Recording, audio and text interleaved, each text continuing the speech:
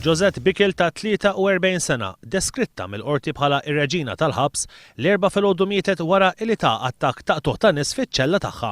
Bickel li kienet qed tinżamm fis-sezzjoni tan-nisa setet mietet qabel ma waslet l-isptar. Dan qed jisquh il-qraba tal-priġuniera. Tlajt l-isptar, kellimni t-tabib u t-tabib qalli li mietet il-ħabs, mhux l-isptar. U għadhom għallunniex biex mietet, għadna ma nafu b'xejn.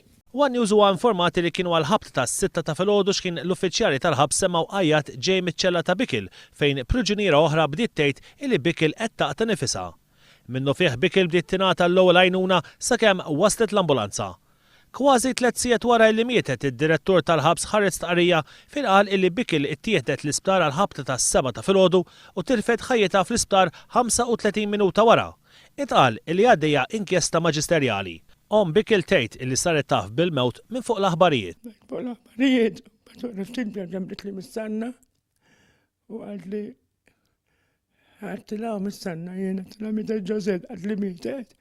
Għadtila iwa, għadli għaxaw klajtu dejja. Umbarġi t-tifel għadli ġara ma għadlu Josette mietet. Ma li ħarġet l-aħbar li Bickel mietet infetħet investigazzjoni fejn fost oħrajn trid tiġi stabilita il-kawża tal-mewt tagħha. Waqt li l-awtopsija se ssir il-ħamis filgħodu, f'dan l-istadju mhu qed ikun esklus xejn kif se jkunu l-eżami tossikoloġiċi li jiddeterminaw il-kawża tal-mewt ta' Josette Bickel.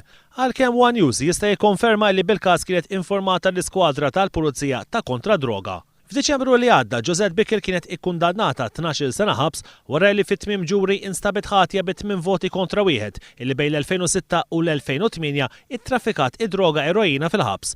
Matul dal-ġuri riżulta li fiċ-ċella tagħha Bickel kellha 4 settijiet tat-televiżjoni tal-14 il-pulsir kull wieħed, żewġ DVDs bis-surround system, PlayStation, ħwejjeġ u affarijiet oħrajn. Fis-sentenza tiegħu l-imħallef Michael Malija kien saħaq li s-sistema falliet u m'hemm xejn korrettiva fil-ħabs. Il-qasam tal-intern li l-ħabs ta' Kordin huwa parti essenzjali minnu ilu bla Ministru sa mill-aħħar ta' Ġunju li għadda wara li kien irriżenja Carmine Surboniġi meta ġie sfiduċjat mill-Parlament. 4 xhur wara ħadd baqa' ma ġie appuntat bħala Ministru tal-Intern bir-responsabilità tal-ħabs tgħaddi għand il-Prim Ministru Lorenz Gonzi.